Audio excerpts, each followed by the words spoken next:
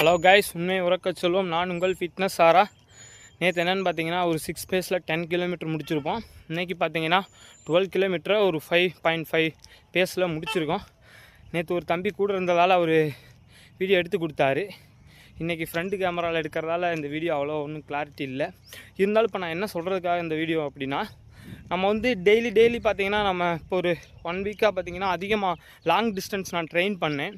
அப்போ பார்த்தீங்கன்னா 25 கிலோமீட்டரை last Monday பார்த்தீங்கன்னா ஒரு 5.5 பேஸில் முடிச்சிருப்பேன்.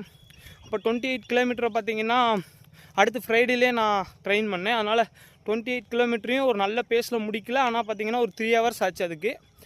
இப்போ பார்த்தீங்கன்னா 2 டேஸாக 10 கிலோமீட்டர் ட்ரெயின் பண்ணுறதால என்னென்னா என்னோடய பேஸை இம்ப்ரூவ் பண்ண முடியல. என்னோடய டைமிங் வந்து பார்த்திங்கன்னா கொஞ்சம் ரேஞ்சு பேஸ் வந்து பார்த்திங்கன்னா ஆவரேஜாக நான் ஒரு 5.5 சம்திங் வந்துட்டேன். ஆனால் என்னென்னு பார்த்திங்கன்னா டெய்லியும் ட்ரெயின் பண்ணுறதால என்னென்னு தெரில, பேஸ் அடுத்து என்னால் வந்து இம்ப்ரூவ் பண்ண முடியல. இது எதுக்காக அப்படின்னா கொஞ்சம் ரெக்கவரி விடணும்னு நினைக்கிறேன். பார்த்திங்கன்னா இன்னும் ஒரு 2 டேஸ் 3 டேஸ் வந்து பார்த்து நல்ல வாக்கிங் மட்டும் லாங் டிஸ்டன்ஸ் கூட பண்ணிவிட்டு ட்ரெயின் பண்ணுறதை கொஞ்சம் கம்மி பண்ணால் தான் மசில் ரெக்கவரி நல்லா இருந்தால் தான் நம்மளால் நல்ல பேஸில் நம்மளோட கிலோமீட்டரை டார்கெட்டை கவர் பண்ண முடியும்னு நினைக்கிறேன். இப்போ என்னத்துக்கு இதுனா, நீங்களும் நல்லா உங்களுக்கு எது ட்ரெயின் பண்ணாலும் தேவையான அளவுக்கு நீங்கள் ரெக்கவரிக்கு டைம் கொடுங்க, ரெஸ்ட்டு கொஞ்சம் கொடுங்க உடம்புக்கு.